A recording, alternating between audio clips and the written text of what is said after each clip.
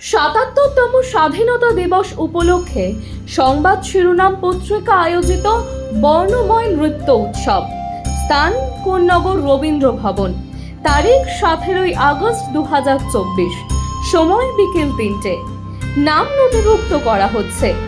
একক, দ্বৈত, দলগত উপস্থাপনার জন্য আগ্রহী নৃত্যশিল্পীরা যোগাযোগ করুন 87026797 অথবা 9007322922 এই নাম্বারে। ফোন কল ও হোয়াটসঅ্যাপ উভয়ের মাধ্যমে নাম নথিভুক্ত করা হচ্ছে। বুদ্ধদেব ভট্টাচার্যের প্রয়াণে শোকস্তব্ধ জয়নগর নিমপীঠের শ্রীরামকৃষ্ণ আশ্রম। বুদ্ধদেব ভট্টাচার্যকে নিয়ে স্মৃতিচারণ করলেন মহারাজ। ঠাকুর রামকৃষ্ণ ও বিবেকানন্দের দর্শন করতে গিয়ে পাঠ করেছিলেন গায়ত্রী মন্ত্র। তাকে গায়ত্রী মন্ত্র পাঠ করতে দেখে সেদিন অবাক হয়েছিলেন আশ্রমের মহারাজরা। সুন্দরবনের কুলতলিতে এসেছিলেন সদ্য প্রয়াত প্রাক্তন মুখ্যমন্ত্রী বুদ্ধদেব ভট্টাচার্য। ফেরার পথে নামেন জয়নগরের নিমপীঠের শ্রীরামকৃষ্ণ আশ্রমে।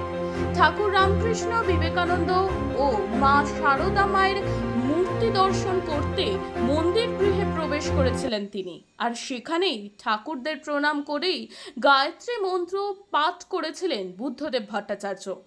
অতীতে ওই ভূমিকায় কখনো দেখা যায়নি বুদ্ধদেব ভট্টাচার্যকে।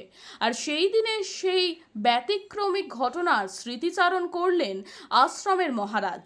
স্মৃতিচারণ করেন সদ্য প্রয়াত প্রাক্তন মুখ্যমন্ত্রী শ্রী বুদ্ধদেব ভট্টাচার্য মহাশয় একবার সুন্দরবনের এই প্রান্তে যখন এসেছিলেন, শ্রী রামকৃষ্ণ আশ্রম নিমপীঠে তাকে আমরা দেখার সৌভাগ্য হয়েছিল।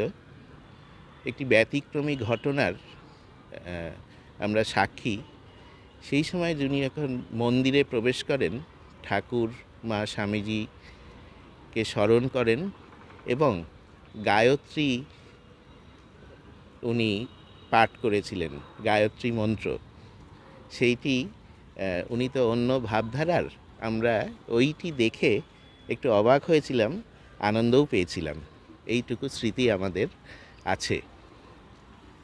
আজকে উনি নেই, ফলে সেই দিনের কথা কি মনে পড়ছে? যে ভীষণ মনে পড়ছে এবং ওনার সাথে আশ্রমের যোগাযোগ অনেক দিনের। এটা যেহেতু সুন্দরবন অঞ্চল, সুন্দরবন ডেভেলপমেন্টের কাজে ওনার কাছে অনেকবার আশ্রম থেকে যারা গেছেন সবসময়ই সাহায্য পাওয়া গেছে এবং উনি বিশেষ খেয়াল রাখতেন এবং বিশেষ যোগাযোগ ছিল ওনার সাথে আশ্রমের। মানে সেদিনের মানে কী ধরনের, মানে যেটা ব্যতিক্রমী বলে মনে হচ্ছে যে সেদিনে ওনাকে বুদ্ধবাবু তার গতানুগতিক জীবনধারার এবং রাজনৈতিক যত যে তাদের যে মতাদর্শগত, তার থেকে কিছুটা পার্থক্য যেটা, সেটা কীরকম ধরনের আপনারা উপলব্ধি করেছিলেন? ওইটুকুই পার্থক্য। আমরা শুনেছিলাম উনি যে ভাবধারার, তাতে এই গায়ত্রী মন্ত্র পাঠ বা এইগুলো চট করে হয় না, কিন্তু সেইটি সেদিন দেখা গিয়েছিল। অন্য এইটি একটি ব্যতিক্রমী লেগেছিল এবং উনি নিজের স্বধর্ম পালন করে। দক্ষিণ 24 পরগনা থেকে গোপাল শীলের রিপোর্ট, সংবাদ শিরোনাম। শারদীয়ার অন্যতম আকর্ষণ সংবাদ শিরোনাম প্রকাশিত শারদ সংখ্যা 2024। শারদীয়া 1431 দুর্গাপুজো উপলক্ষে সংবাদ শিরোনাম পত্রিকা আগামী 15ই আশ্বিন 1431 ইংরাজি 2রা অক্টোবর 2024 অর্থাৎ মহালয়ার পূর্ণ লগ্নে শারদ সংখ্যা প্রকাশ করতে চলেছে। আপনাদের জানাই, এই শারদ সংখ্যায় আপনাদের রচিত গল্প, প্রবন্ধ, নিবন্ধ, ভ্রমণ কাহিনী, কবিতা প্রভৃতি প্রকাশের জন্য আমাদের পাঠাতে পারেন। আপনাদের লেখা অবশ্যই হোয়াটসঅ্যাপে টাইপ করে 87026797 অথবা 9007322922 এই নাম্বারে। মানুষের পাশে, মানুষের সাথে আমরা আছি এই বাংলাতে। আপনারা দেখছেন সংবাদ শিরোনাম।